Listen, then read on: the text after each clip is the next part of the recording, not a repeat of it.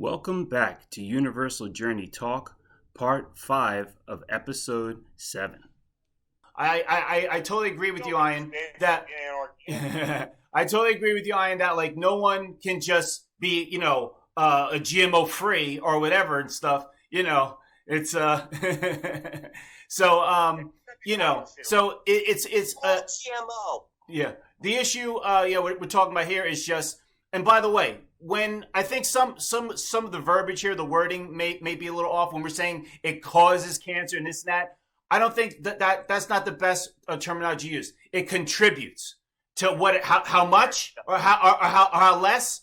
That can be argued. It depends on what type of diet you have. You know what I mean, and how your body is. But by the way, just a side fact. Who's the guy that plays the Hulk? Russo or whatever the guy's name is? The guy that plays the Hulk in the Marvel universe. Mark Russo or Mark Ruffalo? Mark Ruffalo. Okay. All right. Check this out. This you may just find interesting. So he's all about organic and stuff and against GMO and everything.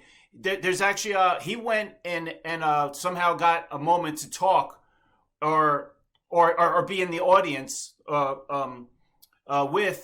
the CEO of Monsanto, which is one of the biggest GMO companies or whatever, and he actually got a chance to I guess right in front of everyone, went up to him and said to the CEO, "You are the most evil person on the planet because they're purposely trying to take away organic farms and make it so everyone has to eat GMO." You can do, of course, more. Look up more about it. That's insanity. Yeah, that's insanity. So it's that's what I'm saying. Beyond that.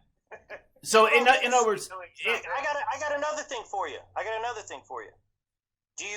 What do you think about people though? Do you think that it is possible to get yourself to a physical conditioning that even if your metabolic rate, even ketonically, can break down things with GMO in a more productive way for the body than some other people? You don't think that's possible? I think that it is possible in the future. I think we're going to have to find ways for us to be able to assimilate it better. But I think at this point, all it's doing is just contributing to cancer because the body can't break it down properly. The body can't do that. Right. But I do think in the future we're gonna have to find a way. I totally disagree.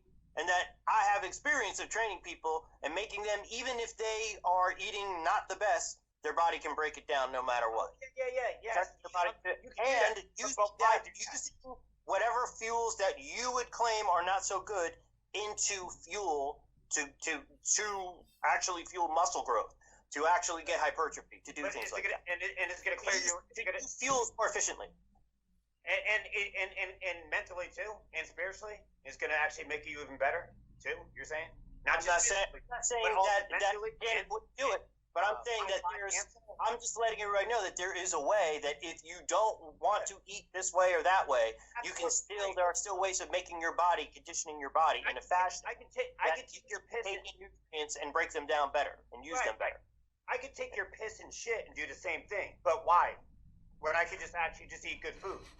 You know what I mean? Like, yeah, we can come up with a whole. All right. Why, Eric? I'll tell you why. And just run eating the pee and poop probably is a hell of a lot cheaper. How much it costs to eat organic, Eric?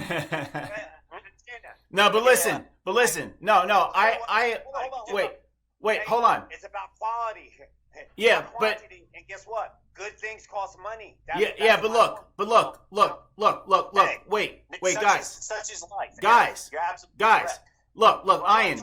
Should you about can you? Ian, I agree with you that yes, you can probably take any type of food, even fast food, and help someone to to have a fit body. But I think the point that we're kind of pointing out here is that, but still, the long term effects or whatever is that they're still building up GMO in their body, which will start to contribute to cancer and other things. So yeah, they may look and seem like they're fit, but there's still going to be other issues that because that's what it does. It builds up in your body, In fact, I don't know if you noticed, but Monsanto one of their sales pitches, the way that they got so big in in the industry, is because insects don't eat their food in farms. You don't need to spread to put pesticides on it or anything because insects won't eat it because it's genetically modified.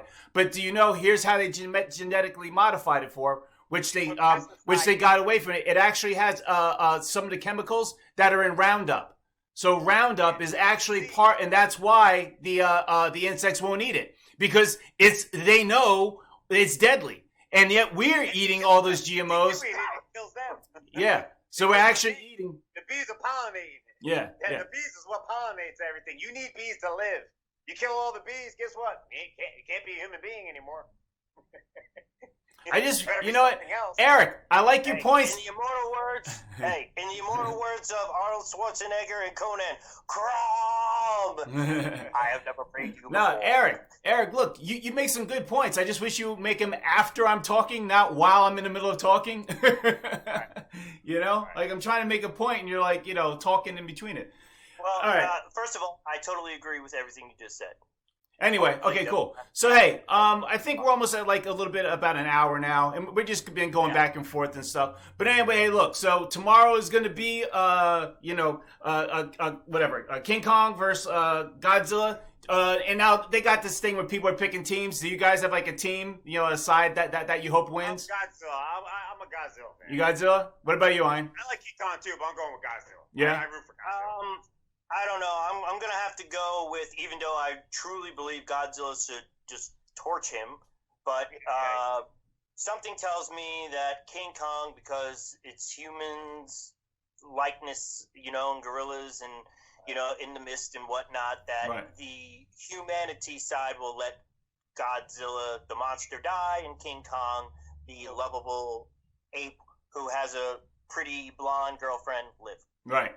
Now, I will say this though. I've looked at a few of the interviews, and the director who did this, he said there will be a definitive winner. They're not going to leave it up to where something else happened and then they weren't able to finish. No, there will be a definitive winner in this. So I thought that was pretty cool. I'm kind of the same way. I mean, I just like King Kong because he's more human. So that's why I'm more team King Kong. However, though, I would have to assume, in my mind, if you put King Kong up against Godzilla, I don't see how he could really win. That's what I'm saying. Yeah. Unless he goes like the macaque. My bet is this: if King Kong wins, it'll be the rear naked choke from behind. Yeah, that's my prediction. Yeah, but at least yeah, but it is pretty cool. I mean, apparently, in this one, King Kong actually is going to have an axe. It's an axe from his ancestors that he used that was passed down from his ancestors, and that may kind of be part of the thing that gives him a little bit of an edge, or something like that, And now, like I said, they'll explain a lot of this in the movie, a lot of it, because they're going to start off showing you his history with his whole family and everything. Maybe they'll explain the Hollow Earth theory a little bit better. Who knows? But either way, just as you all know, it's already been released in Japan or whatever overseas, and it's already made 122 million as of yesterday. I checked that out, meaning that it's doing very well. People are loving it. So this seems to be I love that. Yeah, idea. I mean, everyone was waiting for this to be, the big, finally King Kong versus Godzilla, and apparently they did it really well. So I'm hoping it's going to be good. Did King Kong grow? Yeah. Godzilla would literally step on the Empire State Building, basically, and King Kong climbs the Empire State Building. Well, now they're both the same size because that's it, right?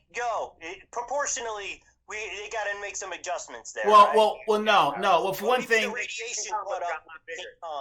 Godzilla has never been. He could never step on any of those things. He's almost like the size of some of those buildings, but he's not bigger than. I over-exaggerated, but you know what I'm saying. Right. Yeah, right. but no, Eric's right though. Proportionately, no, yeah. Right. Godzilla's way bigger. They explained it because if you saw the last God was it Skull Island, King Kong Skull Island, they explain in the movie that he was only about 10 years old. And the size of a 10-year-old compared to the rest of his family. He was very young then. That's why that was done back in 1940 or 1920s or something. So he's grown to full adult size now, and that's why he's the same size as Godzilla. You get it? I'm glad now I know. I'm glad you said that. Now right. That's pretty good PR for him, Kirk. They owe you some money. Yeah, right? Yep. Put it this way. All right, guys. So I think we're pretty good then. Was anything else you guys want to say? We'll actually get to the film. Wait, what's that? That's good. Next time we'll actually talk about the film and Hollow Earth, maybe. Yeah, right? All right. No, but that's good. I like that. Yeah. So just eat organic. Right. Organic and all that stuff. All right, guys. So, hey, I guess that's pretty much it. Maybe we'll talk a little bit about the movie if we see it or whatever. But until next time, Yeah. All right. just keep the positive vibes going, everyone. That's the most important thing. And that's what it's all about. All right. Hey, there we go. All right, guys. So we'll talk to you all later then. All right. Take care. All right. See you guys. Peace out. Peace. Thanks for watching this segment of the full episode to be posted Sunday afternoon. So give this video a like, leave your comments for us to reply to in future episodes, and stay notified by hitting the subscribe button.